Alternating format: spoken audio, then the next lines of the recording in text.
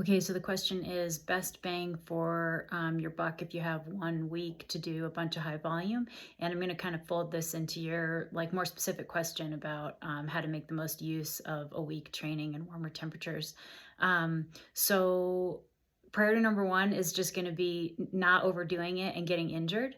I would say, one kind of guidepost there might be don't do more than twice the volume, whether TSS or hours that you've been doing previously in terms of weekly TSS and hours. That's going to depend a lot on how many years you've been riding, knowing yourself and your propensity for injury. But I would say that's the priority, is not to overdo it, first and foremost. So yeah, given the time of year, kind of where most people are at in a training cycle or yearly plan, volume is going to be the key.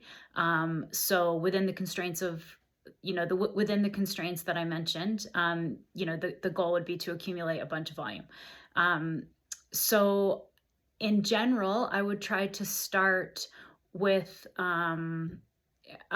you're going to want to decrease intensity and increase duration over the course of the week that you have. So for example, you might do your first days, whether, maybe there's a hard group ride, that would be great to do on day one when you're fresh. Not trying to kind of fry yourself on day one. But you could do some intervals on day one. Maybe that's, accumulating 30, 40, 60, however many minutes at kind of tempo, sweet spot, maybe threshold to start the week. Maybe the second day you do a slightly longer ride and a little bit less time. Maybe you do 3 or 4 or 5 by 10 minutes at tempo or sweet spot, kind of continuing to maintain some intensity, but tapering down the intensity and increasing the volume.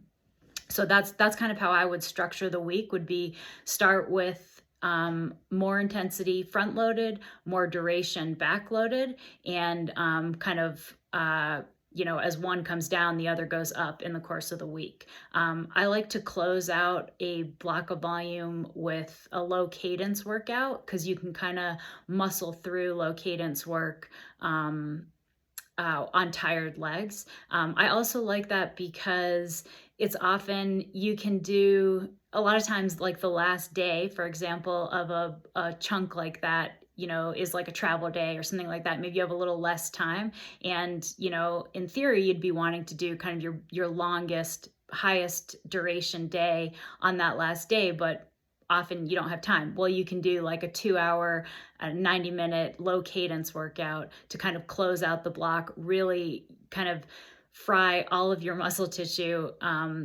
in that low cadence work, and just kind of put the nail in the coffin. So I like a low cadence workout to kind of close that out.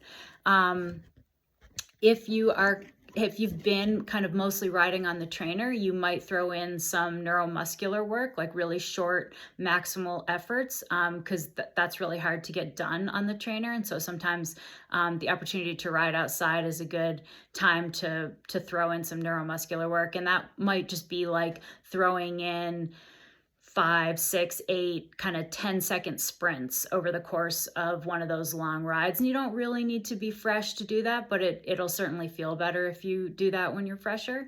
And then, also make sure that you rest and recover when you get back. I wouldn't jump right back into hard training. Make sure that you rest and absorb that training. So in short, yes, the focus is on volume. The larger focus is on not getting injured.